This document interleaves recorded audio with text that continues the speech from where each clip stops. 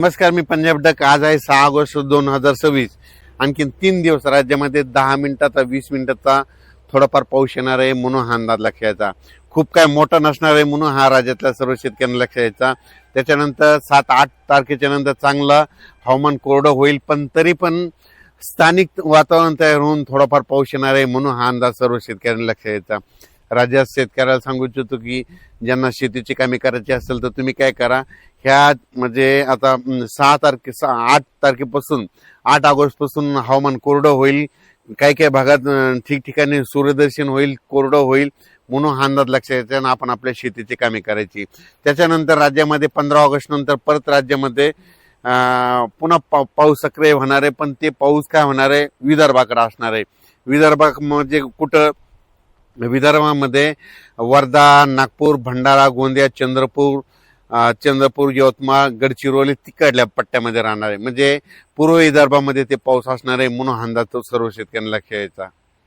तसेच कोकणपट्टी, नाशिक, कोल्हापूर, त्याच्यानंतर पुणे ह्या पट्ट्यात काय होईल, आणखीन 2-3 दिवस सरी मध्ये चालूच राहणार. काही काही ठिकाणी जोराचा पाऊस पडेल, 10 मिनिटाचा, 20 मिनिटाचा, अर्ध्या तासाचा असा पाऊस चालूच राहणार आहे म्हणून हा अंदाज त्या शेतकऱ्यांना लक्षात यायचा.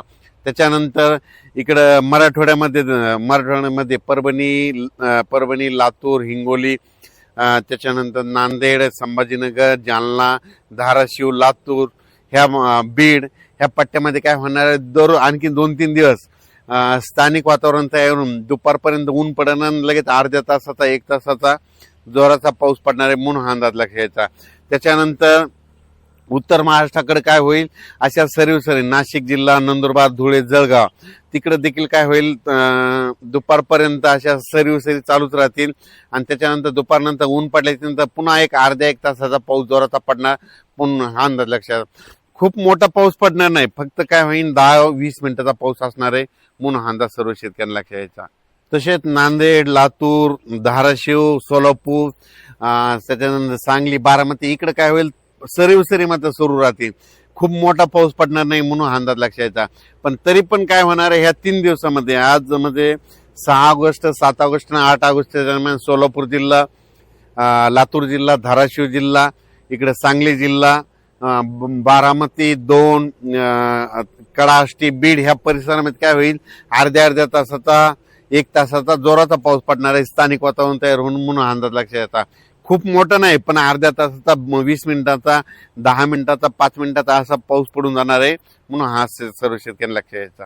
सोशल मीडियामधून असं ऐकण्यात येतं की सप्टेंबर ऑक्टोबर मध्ये पाऊस कमी पडणार आहे, पण सर्व शेतकऱ्याला सांगू इच्छितो की सप्टेंबर ऑक्टोबर मध्ये परतीचा पाऊस जोराचा पडणार आहे, धुमाकूळ घालणार आहे म्हणून हा अंदाज सर्व शेतकऱ्यांना लक्षात यायचा. त्यानंतर एक अशी बातमी आली की टेम्परेचर वाढणार. उलट टेम्परेचर वाढल्यामुळे फायदा होणार आहे. जितकं टेम्परेचर वाढलं त्यावेळेस काय होतं, उष्णता वाढते. उष्णता वाढली की हवेचे कमी दाब तयार होतात. कमी दाब तयार झाले की वारे जास्त दाबाकडून कमी दाबाकडे येत असल्यामुळे राज्यातला पाऊस वाढणार आहे. पण सर्व शेतकऱ्याला आणखीन एक सांगतो, महाराष्ट्राला 2 समुद्र आहेत, अरबी समुद्र आणि बंगालच्या खाडीचा समुद्र. अरबी समुद्रात मधून जरी काही भागामध्ये पाऊस नाही पडला तर तुम्हाला सांगतो 20 सप्टेंबर नंतर काय होतं की बंगालच्या खाडीमधून पाऊस येतो, त्या शेतकऱ्याची हरभऱ्याची, ज्वारीची पेरणी करून टाकतो. आणि शेतीमध्ये सगळ्यात महत्वाचा काही भाग असे आहेत, काही जिल्हे असे आहेत की त्यांना